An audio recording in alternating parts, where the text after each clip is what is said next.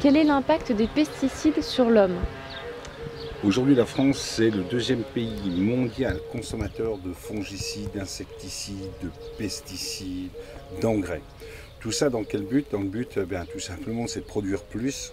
C'est un peu paradoxal parce qu'aujourd'hui, la situation fait que on incite à produire plus pour maintenir un revenu agricole, essayer du moins à maintenir un revenu agricole qui soit à peu près décent.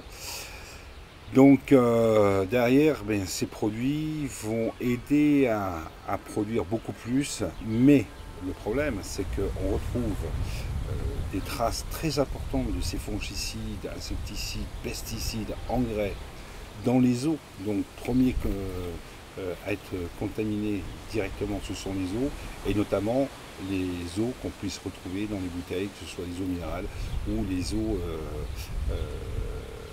de source.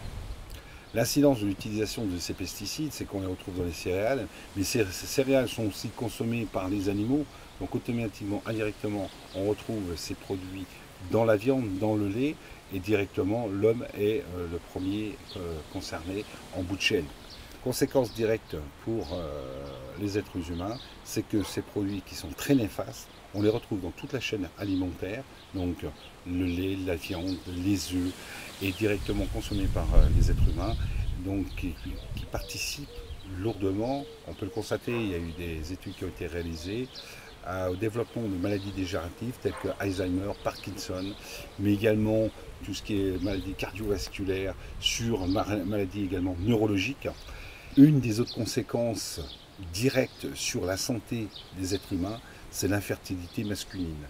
On peut constater une chose, c'est que ma génération a perdu 50% de fertilité par rapport à l'ancienne génération, et les générations à venir ont perdu déjà 50%. Le seuil limite, d'après les études de fertilité, c'est de 120 000 spermatozoïdes par millimètre cube.